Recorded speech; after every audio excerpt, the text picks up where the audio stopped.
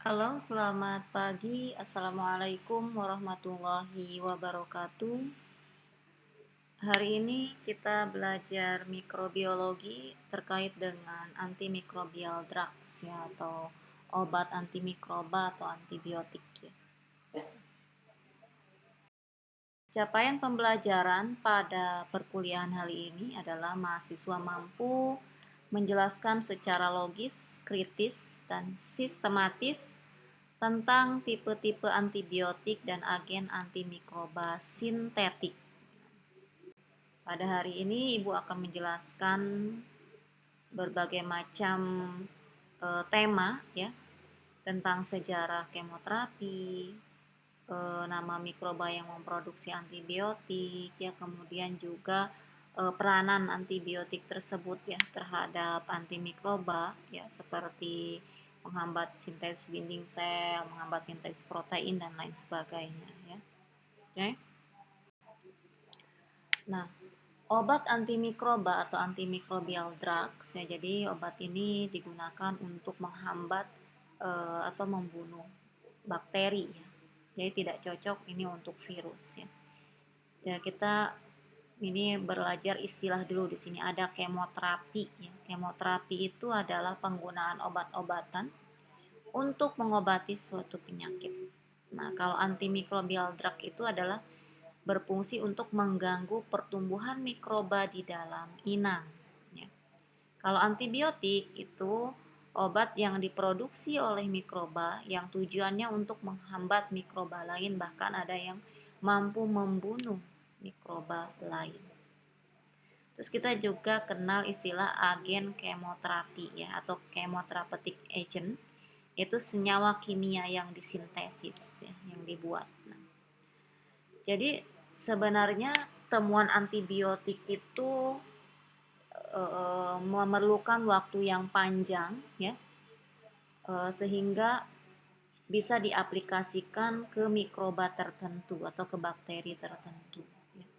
Tuh. Nah, di sini banyak sebenarnya sekarang juga peneliti-peneliti menemukan ya antibiotik baru sebagai produk biologis yang biasanya diproduksi melalui dua cara, yaitu dimodifikasi secara kimia atau disintesis secara kimia. Jadi ada obat antibiotik itu yang diproduksi dari bahan alam langsung, misalnya isolasi, ekstraksi, atau vaksinasi dan sebagainya dari tanaman, misalnya dari mikroba lain yang berfungsi untuk menghambat atau membunuh mikroba, sehingga memerlukan waktu yang cukup lama ya. Atau disintesis secara kimia, misalnya yang sudah, atau dimodifikasi secara kimia, yaitu yang sudah ada ya. Jadi dari obat yang sudah ada kemudian dimodifikasi. Nah, itu mungkin atau ditambahkan dengan obat yang lainnya supaya tadi fungsinya untuk menghambat pertumbuhan mikroba tertentu atau bahkan membunuh mikroba tertentu. Baik, kita lanjut ke sejarah kemoterapi ya.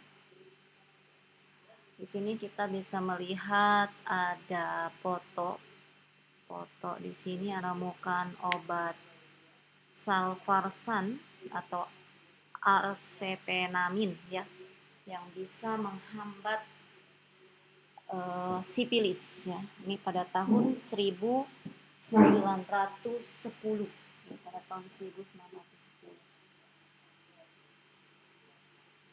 Beliau adalah Paul Ehrlich dan Sahashiro Hata ya. Ini Paul Ehrlich dan Sahashiro Hata ini yang mengembangkan obat salvarsan yang bisa menyerang sipilis ya.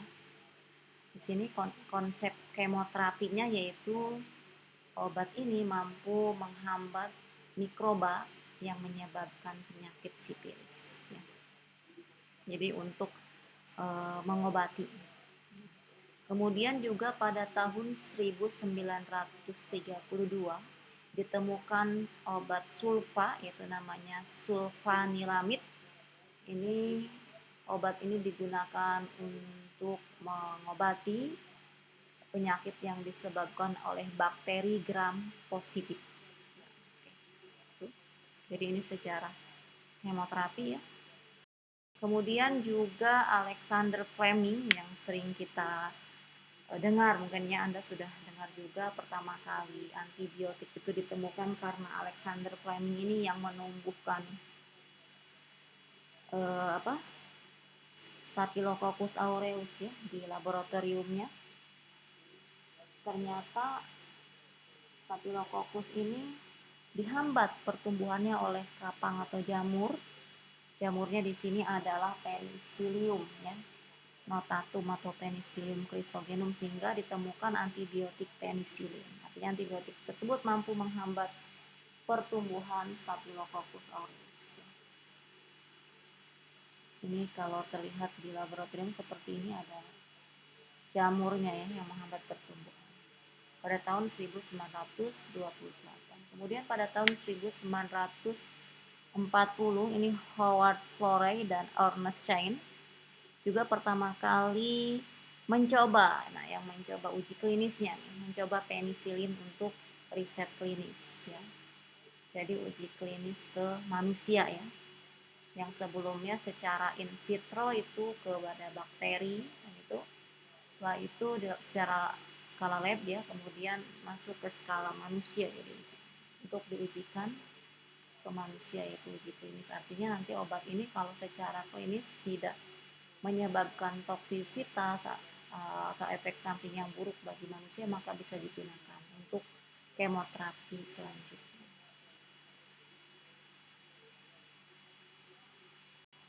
Baik, selanjutnya di sini ada gambaran obat antimikroba ya.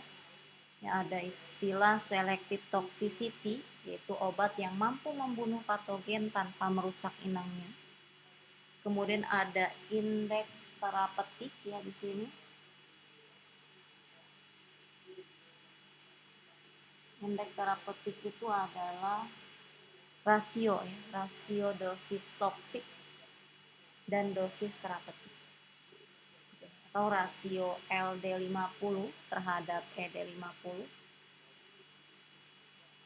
yaitu indeks terapeutik tinggi dan toksiknya berkurang. Kemudian juga ada istilah antimicrobial action. Kita kenal bakteriostatik dan bakterisidal ya. Bakteriostatik itu obat antimikroba yang menghambat pertumbuhan bakteri. Kalau bakterisidal, obat antimikroba yang membunuh bakteri. Jadi beda ya, bakteriostatik itu hanya menghambat saja, bakterisidal itu membunuh. Jadi kita bisa kenal kalau di laboratorium itu uji MIC dan MBC ya, microbial inhibition concentration dan microbial bactericidal concentration atau KHM dan KBM, konsentrasi hambat minimum dan konsentrasi bunuh minimum. Kemudian kita kenal istilah activity spectrum.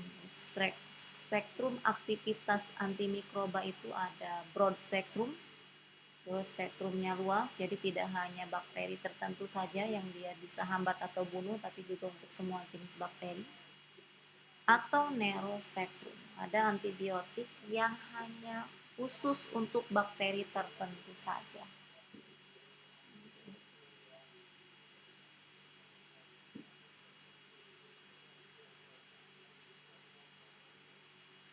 Nah, selanjutnya di sini adalah terkait dengan mekanisme aksi antibiotik ya.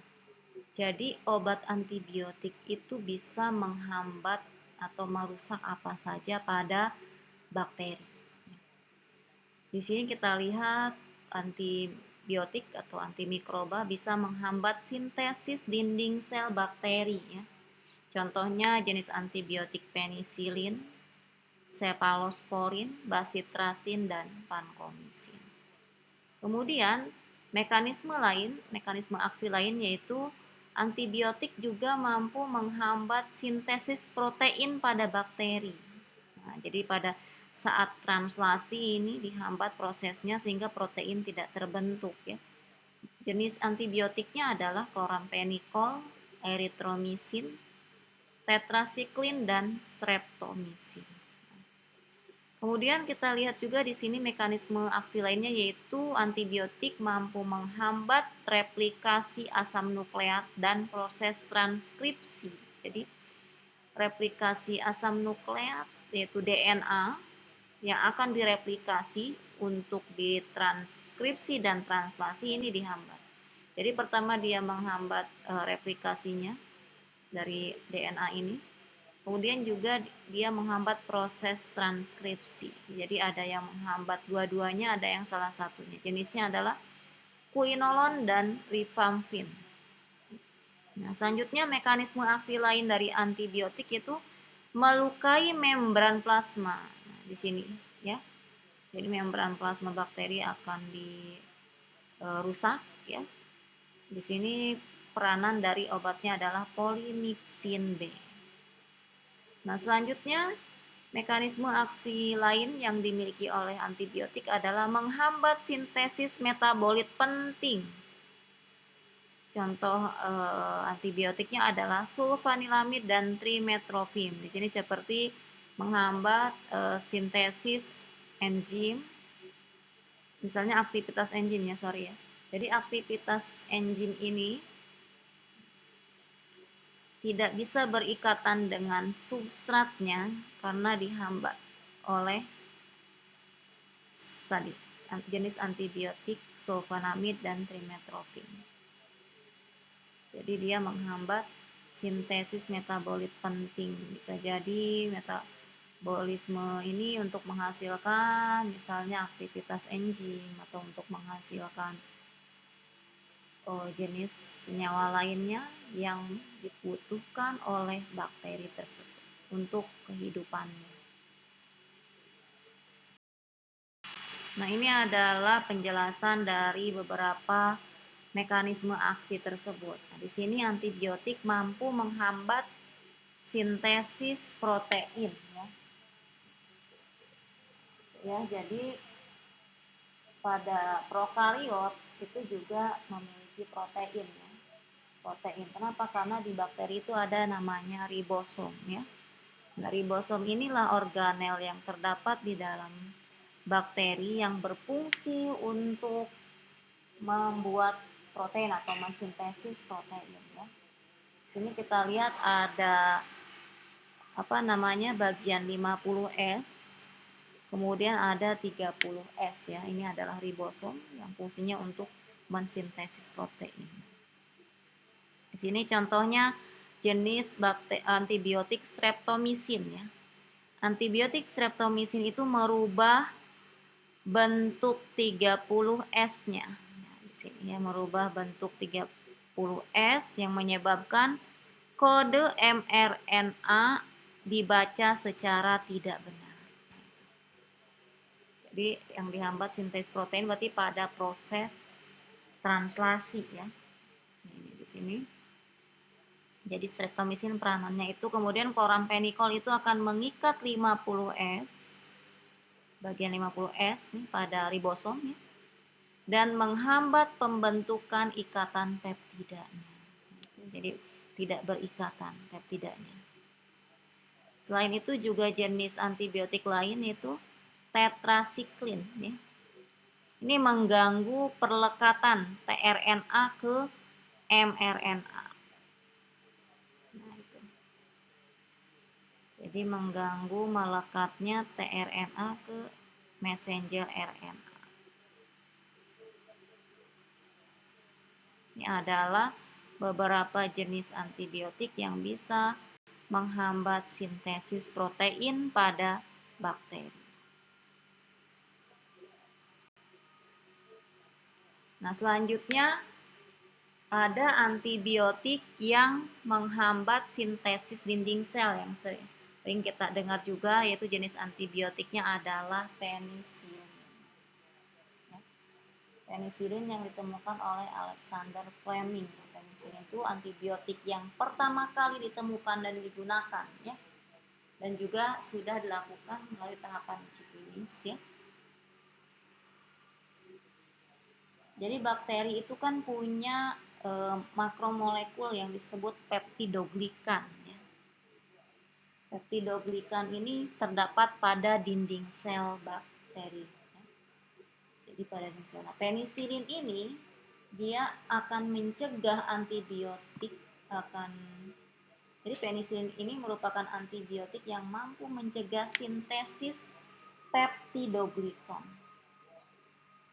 Sehingga dinding selnya akan mengalami kerusakan karena tidak mengandung peptidoglikon. Dan sel bakterinya akan mengalami lisis. Karena target dari penisilin adalah proses sintesis ya. Artinya pertumbuhan sel itu dipengaruhi oleh antibiotik.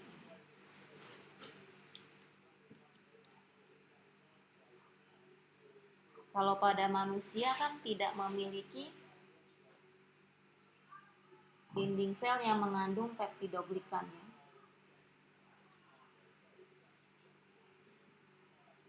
Jadi ini kalau pada bakteri penisilin ini dia akan tadi ya mencegah terbentuknya peptidoglikan ya, sehingga dinding selnya menjadi lemah dan sel bakterinya akan mengalami lisis.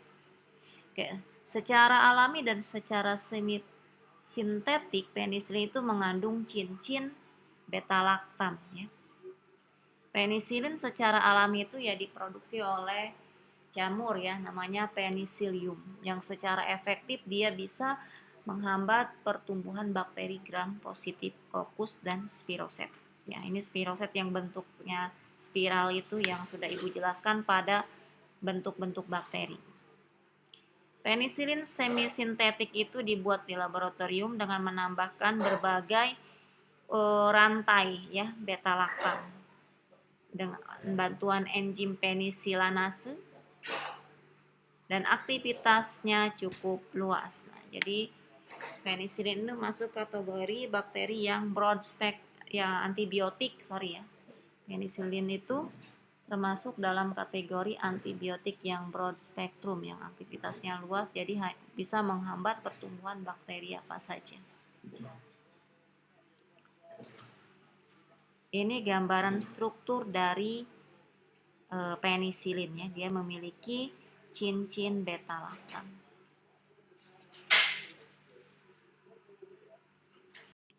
Baik, ini adalah grafik retensi penisilin G. Hubungannya, kaitannya antara konsentrasi dalam darah dengan berapa lamanya ya. Kita lihat di sini penisilin G secara normal diinjeksikan ya. Jadi cara memasukkan penisilin G itu dengan cara disuntikan ya.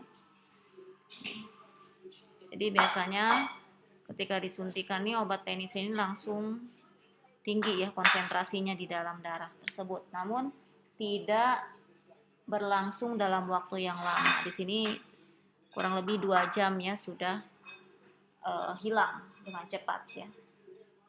Oke, kalau diberikan secara oral ini yang garis merah putus-putus ya, penisilin G ini akan dihancurkan oleh asam lambung ya ini. Jadi kalau diberikan secara oral nih yang garis putus-putus, penisilin G ini akan dihancurkan oleh asam lambung kita ya. Dan ini tidak terlalu efektif. Oke. Jadi bagaimana caranya penisilin G itu retensinya meningkat? Itu dengan cara menggabungkan ya, untuk meningkatkan retensi penisilin G itu dengan cara menggabungkan senyawa seperti prokain penisilin dan benjatin penisilin. Ini yang garis biru ini ya. Yang garis biru dan ungu ini ya. Jadi menggabungkan senyawa prokain dan benjatin untuk meningkatkan retensi penisilin G. Namun konsentrasi darah yang dicapainya rendah ya di sini ya. Jadi kita lihat kalau dari konsentrasinya rendah, konsentrasi darah dalam darahnya, tapi cukup lama retensinya di dalam tubuh seseorang tersebut ya. Jadi yang prokain dan benjetin ini kita lihat di sini ya. Nah, sehingga bakteri target itu harus sangat sensitif ya terhadap antibiotik tersebut. Oke, gitu ya. Jadi peranannya ketika kita gunakan penisilin untuk mengobati bakteri yang menyebabkan sakit di dalam tubuh kita. Jadi seperti ini ya. Oke, selanjutnya penisilinase atau enzimnya ya yang berfungsi untuk memotong tadi ya cincin beta laktam atau beta laktamase ya. Ini enzim bakteri yang merusak. Nah, ini yang bisa merusak penisilin secara alami. Nah, ini kaitannya dengan resistensi. Artinya enzim ini berperan untuk menghambat penisilin merusak bakteri ya. Oke, itu jadi ada beberapa bakteri yang resisten terhadap penisilin. Nah, contohnya adalah penisilin resisten terhadap penisilinase ya, terhadap enzim yang dihasilkan oleh bakteri ini. Contohnya di sini metisilin yang digantikan oleh oksasilin dan nafsilin.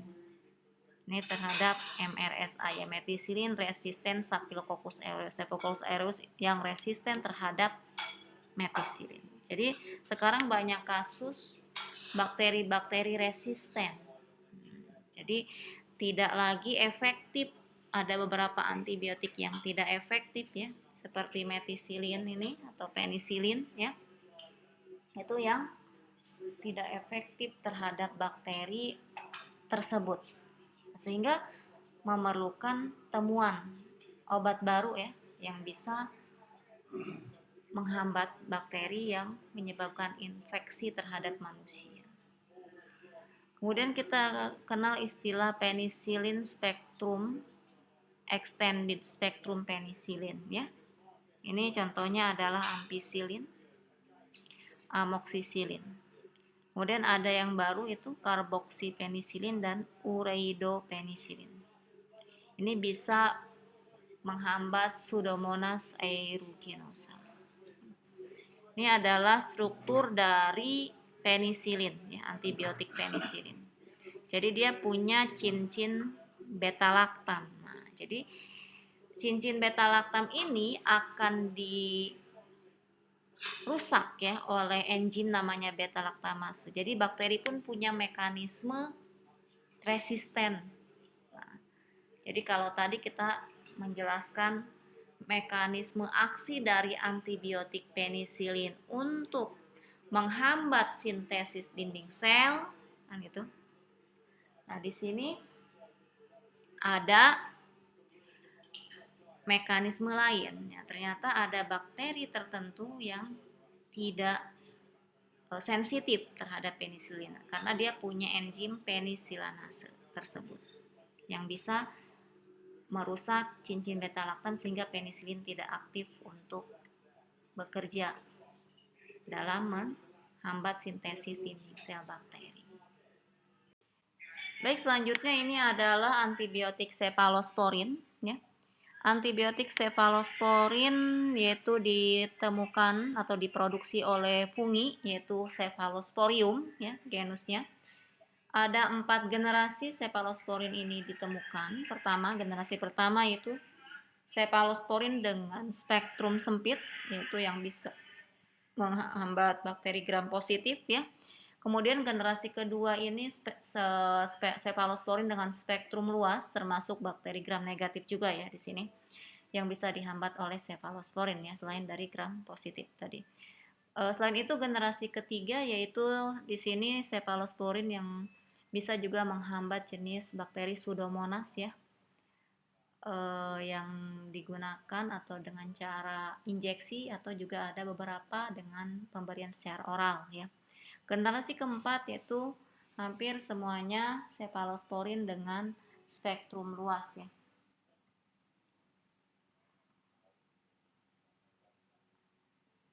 Atau extended spectrum ya. Struktur dan mode aksi dari Cephalosporin itu hampir sama dengan penisilin ya, jadi menghambat sintesis dinding sel, okay.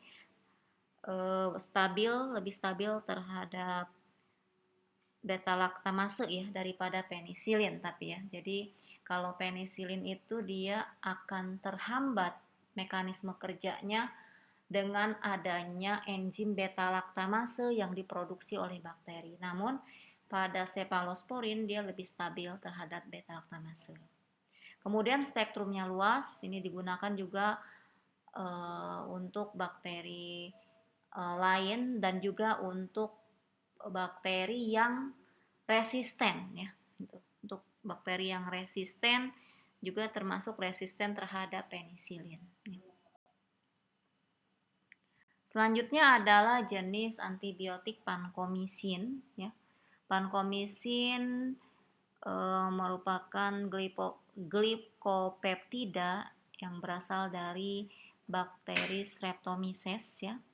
Dan pankomisin juga fungsinya sama, menghambat sintesis dinding sel, digunakan untuk membunuh Staphylococcus aureus yang resisten terhadap metisilin. Artinya pankomisin ini bisa mengobati atau menghambat atau bahkan membunuh bakteri yang resisten. Salah satunya adalah Staphylococcus aureus. Kemudian juga perkembangan dari temuan antibiotik selanjutnya juga ada pankomisin yang resisten. Munculnya pankomisin yang resisten. Jadi ada FRE, pankomisin resisten Enterobacter, dan pankomisin resisten Staphylococcus aureus. Nah ini jadi perlu ada temuan antibiotik lain ya yang bisa menghambat bakteri-bakteri yang hanya bisa dihambat oleh pankomisin. Misalnya pankomisin resisten enterokoki. Nah ini biasanya pada bakteri patogen ya, gram positif opportunistik yang biasa diperoleh di infeksi ini diperoleh di rumah sakit ya. Sehingga muncullah patogen yang resisten terhadap pankomisin.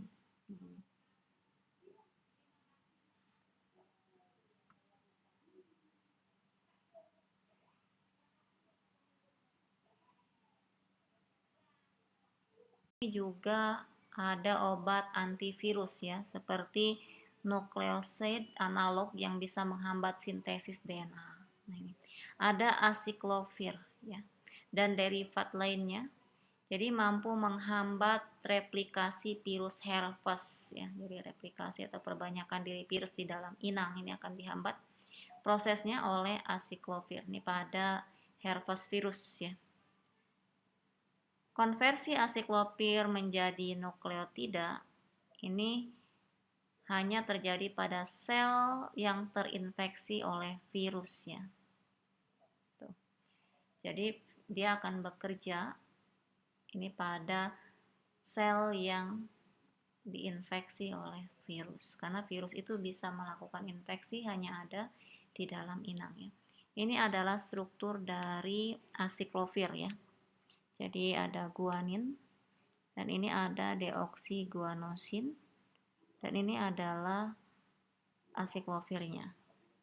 Jadi dia akan menghambat sintesis DNA ya.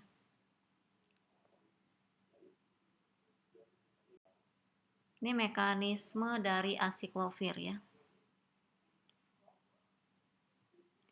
Nah, di sini ada fosfat dan nukleosid ya, yang merupakan bagian dari DNA.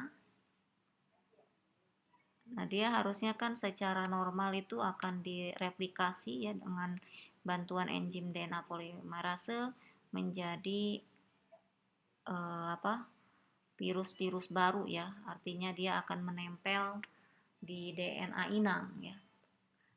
Jadi dari RNA kemudian disintesis menjadi DNA, kemudian dia akan berintegrasi dengan DNA inang, menghasilkan virus-virus baru kan itu. Jadi enzim yang berperan di sini thymidine kinase ya, menggabungkan fosfatase dengan nukleosida sehingga membentuk guanin nukleotida ya. Nah, dia yang akan berintegrasi dengan DNA inang. Nah, di sini pada gambar yang di bawah ini, disinilah ketika asiklopir tidak berefek ya pada sel yang terinfeksi oleh virus. Kan kalau secara normalnya itu timidin kinase yang akan menggabungkan tadi fosfat dengan nukleosida ya. Ini pada sel yang terinfeksi oleh virus, timidin kinase ini akan melekat dan merubah asiklofir tadi menjadi nukleotida palsu ya, jadi nukleotida palsu atau asiklofir trifosfat, sehingga memblok sintesis DNA oleh DNA polimerasa. Artinya replikasi virus tidak terjadi. Jadi ini mekanisme kerja dari asiklofir.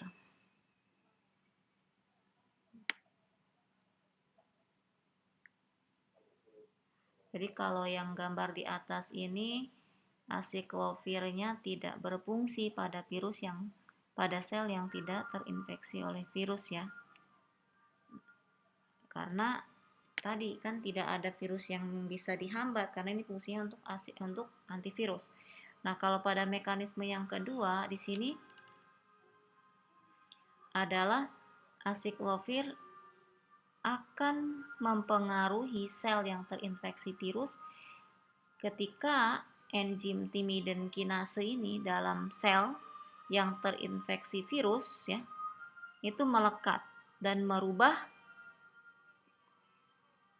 yang tadi harusnya guanin nukleotida tadi ya, merubah asiklofir ya menjadi nukleotida palsu atau false nukleotida atau asiklofir trifosfat sehingga memblok sintesis DNA oleh enzim DNA polimerase. Jadi DNA polimerase ini diblok ya sehingga menghasilkan nukleotida palsu. Di sini stop, dia tidak terjadi proses replikasi. Akhirnya virus tadi terhambat, diinaktifkan. Ini obat antivirus untuk mencegah HIV atau AIDS atau mengobati HIV atau AIDS ya. Ada NRTIS dan NRTIS ya. NRTIS itu adalah nukleosida analog reverse transkriptase inhibitor ya.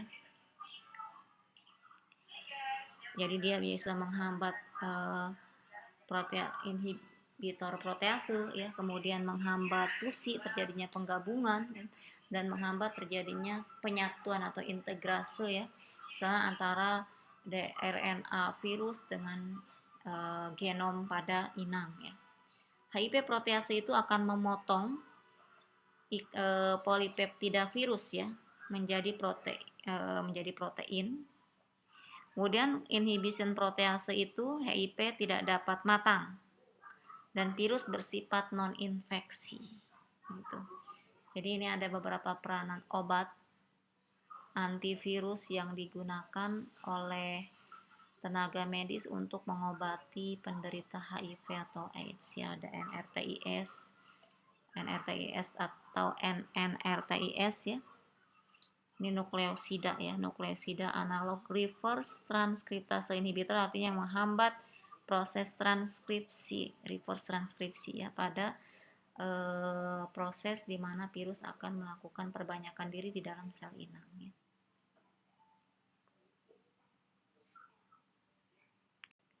Ini adalah contoh pengujian antibiotik yang menggunakan pedoman kemoterapi ya. Jadi kalau kita sering mengenal misalnya agar cawan agar untuk deteksi aktivitas antibiotik atau untuk screening misalnya dengan well diffusion atau Dix diffusion. Nah, ini seperti ini metodenya. Jadi ini adalah metode Dix diffusion untuk menentukan organisme tersebut sensitif atau resisten terhadap antibiotik. Ya. Uji ini dinamakan dengan uji Kirby-Bauer ya, karena nama penemunya. Jadi kalau misalnya ada zona jernih di sekitar koloni ini pakai Dix ya, di sekitar Dix. Di Dix ini adalah senyawa antibiotiknya, kemudian ini adalah bakterinya ya. Jadi kalau ada zona jernih artinya antibiotik ini mampu menghambat ya, menghasilkan efek atau memiliki aktivitas ya. Tapi kita belum tahu dia menghambat atau membunuh, itu perlu dikonfirmasi dengan uji MIC dan MBC ya. Nah, jika tidak ada zona jernih di sekitar Dix artinya antibiotik ini tidak memiliki efek terhadap bakteri tersebut. Artinya bakteri ini resisten terhadap antibiotik tersebut. Kalau ada zona jernih, sensitif berarti bakterinya terhadap antibiotik tersebut. Tuh ya. Ini bisa digunakan untuk riset-riset pendahuluan, misalnya exploratory ya. Eksplorasi dengan menggunakan bahan alam sebagai subjeknya atau objek ya, yang ditandingkan misalnya terhadap bakteri-bakteri patogen. Silahkan saja kalau Anda tertarik dengan riset-riset antibiotik atau antibakteri. Ini adalah resistensi terhadap obat ya, penisilin G resisten pada Staphylococcus aureus ya, yang resisten terhadap penisilin G ini dari 3% sekarang sudah hampir 90%. Jadi sudah banyak bakteri S. aureus atau Staphylococcus aureus yang tidak mempan lagi gitu kan ketika diberikan penisilin G. Selain itu juga kasus S. aureus yang multidrug resisten juga, jadi terhadap banyak jenis obat. Contohnya MRSA atau Superbug ya. Kemudian juga ada vancomycin resisten, artinya ada bakteri yang resisten terhadap vancomycin ya. Ada juga MDR-TB, ada penyebab tuberkulosis ya. Mycobacterium tuberculosis itu yang menyebabkan TBC ya. Nah, ini juga ternyata dia resisten terhadap banyak obat atau multidrug resisten TB ya namanya, atau MDR TB.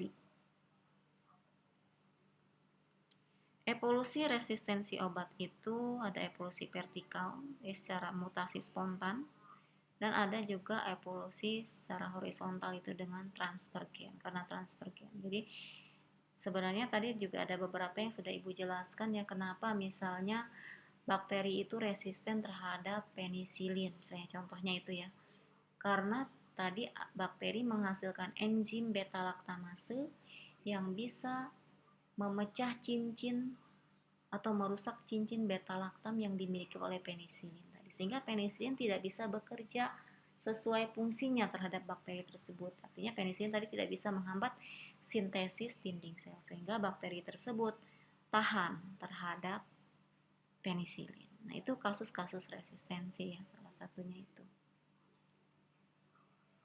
Jadi berbagai macam jenis mutasi yang bisa memicu antibiotik itu menjadi resisten ya. Seperti ada mutasi spontan atau transfer gen, atau juga dengan mekanisme seperti apa resistensi antibiotik itu, dengan misalnya enzimatik prosesnya. Jadi tadi seperti beta laktamase ya, yang bisa menghambat penisilin tadi dengan cara merusak cincin beta laktam, atau dengan mencegah masuknya obat, atau dengan nempelnya obat pada situs target, nah gitu kan, atau dengan rapid ejection of the drug, atau misalnya seperti efflux ya, efflux antibiotik. Jadi ada pompa efflux di sel bakteri, di bakteri tersebut dengan bantuan energi ATP. Ketika obat masuk langsung dipompa keluar. Artinya obat itu belum melakukan tugasnya untuk menghambat apa-apa. Nah, itu langsung dikeluarkan oleh pompa efflux tersebut. Itu ya, itu mekanismenya, atau gen resisten ya. Misalnya pada plasmid atau transloson yang dapat ditransfer di antara bakteri. Ini seperti ini mekanismenya kalau kita lihat ya.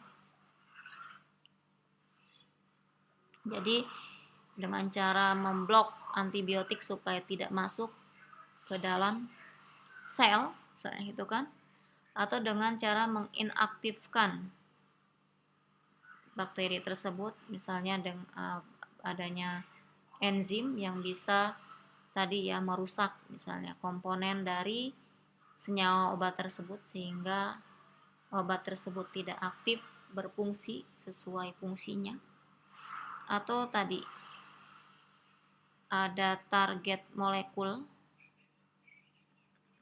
yang harusnya menempel itu kan terhadap antibiotik, ini dicegah ya, mencegah menempelnya, atau dengan pompa Epluk yang sudah Ibu jelaskan tadi. Baik, selanjutnya adalah bakteri yang resisten terhadap antibiotik ya, atau kasus resistensi antibiotik. Disebabkan karena penyalahgunaan antibiotik ya, yang menyebabkan bakteri resisten. Nah, apa saja itu? Jadi penyalahgunaan itu termasuk menggunakan antibiotik yang sudah kadaluarsa atau yang efeknya tidak kuat terhadap bakteri tersebut. Kemudian menggunakan antibiotik untuk kasus common flu misalnya. Padahal flu itu kan biasanya disebabkan oleh virus. Jadi kan tidak nyambung kan gitu. Harusnya ya diobatinya oleh antivirus atau cukup konsumsi vitamin kan. Atau kondisi tidak tepat lainnya yang misalnya penyebabnya oleh fungi atau misalnya oleh parasit, itu malah digunakan obat antibiotik, akhirnya kasus resistensi itu bisa terjadi. Atau misalnya menggunakan antibiotik pada pakan ternak. Nah, jadi ternak yang kita konsumsi tadi yang sudah diberikan antibiotik itu yang menyalurkan kandungan-kandungan obat yang ada di dalam pakan ternak yang kita konsumsi tadi lah, yang bisa mengganggu mikroorganisme yang ada di dalam tubuh sehingga menjadi resisten. Atau misalnya menggunakan resep sisa orang lain. Jadi ini ada sisa obat teman misalnya karena tiba-tiba sakit gitu ya, kita merasa sakit, main minum aja obat antibiotik itu tanpa ada resep dari dokter. Itu kan penyalahgunaan antibiotik sehingga muncullah kasus resistensi terhadap antibiotik. Ini adalah salah satu contoh riset antibiotik ya, penelitian Ibu sendiri. Ini bakteri tanah gambut ya yang ada di Kalimantan Selatan ternyata mampu menghasilkan senyawa antibiotik. Nah, ini judul artikel Ibu ya yang sudah Ibu terbitkan di Saudi Journal of Biological Science. Jadi, screening of Indonesian pit soil bacteria producing antimicrobial compound. Nah, jadi di sini kita bisa lihat bahwa bagaimana cara memperoleh senyawa dari bakteri ya. Nah, ternyata bakteri itu mampu menghasilkan senyawa metabolit sekunder yang mampu menghambat bakteri lain. Nah, senyawa yang mampu menghambat bakteri lain itu disebut dengan antibiotik atau antibakteri atau antimikroba. Itu. Di sini ada beberapa cara ya, Ibu isolasi dulu bakterinya dari tanah gambut itu, kemudian Ibu lakukan identifikasi, kemudian Ibu lakukan purifikasi pemurnian senyawa metabolit sekundernya itu, kemudian baru Ibu lakukan uji antibakterinya. Sebelumnya uji screening dulu dengan metode well dilusi, kemudian baru uji aktivitasnya menggunakan MIC, uji MIC dan MBC-nya ya, menggunakan metode dilusi, yaitu. Sehingga diperoleh hasil bahwa bakteri-bakteri tersebut, nah seperti ini adalah bentuk-bentuk bakteri dari tanah gambut yang memiliki.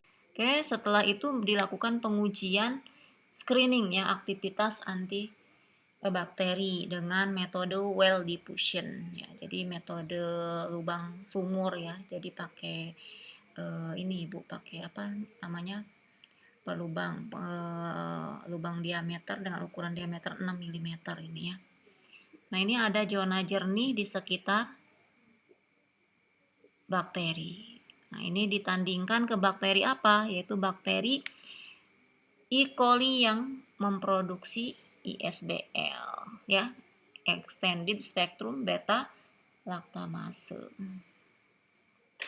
Ini diperoleh zona jernih, artinya bakteri-bakteri senyawa-senyawa atau supernat atau metabolit sekunder yang diperoleh dari bakteri tanah gambut tadi mampu menghambat pertumbuhan E. coli ISBL yang resisten terhadap antibiotik tertentu ya. Dan ini juga terhadap MRSA, methicillin resistant Staphylococcus aureus. Jadi bakteri ibu itu memiliki kemampuan daya hambat dan daya bunuh ya, MIC dan MBC terhadap bakteri E. coli dan MRSA. Ini hasil pemurnian senyawa antibakterinya ya menggunakan SDS-PEG elektroforesis pada berat molekul 43 kilodalton ini, 45 kilodalton juga. Bakteri tersebut menghasilkan kemampuan senyawa antibakteri terhadap bakteri patogen pada manusia. Oke? Jadi, Anda yang tertarik dengan riset mikrobiologi bisa ke arah temuan antibakteri, bisa ke arah temuan antivirus, bisa ke arah temuan antifungi ya, bisa ke arah temuan misalnya inhibitor protease, enzim ya, karena enzim-enzim juga bisa dihasilkan oleh mikroorganisme ya, metabolit sekundernya. Jadi protein juga bisa ya. Jadi riset-riset mikrobiologi itu tidak hanya melulu antibakteri, banyak sekali, luas ya. Jadi jangan sampai mempersempit skala riset mikrobiologi. Nah, Anda kalau ingin lebih tahu jelas silahkan baca banyak artikel-artikel riset di jurnal-jurnal mikrobiologi itu.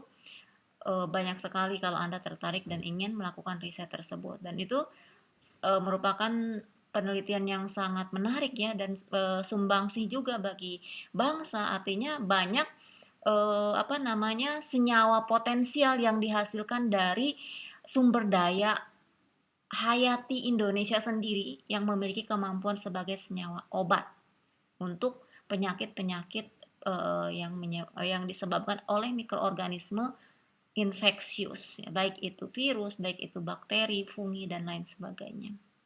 Oke, itu saja materi hari ini dari Ibu. Cukup sekian ya, selamat belajar dan sukses selalu. Bila ada pertanyaan silahkan komentar di link YouTube Ibu ya, di situ nanti akan Ibu jawab satu persatu. Mohon maaf apabila ada kesalahan. Assalamualaikum warahmatullahi wabarakatuh.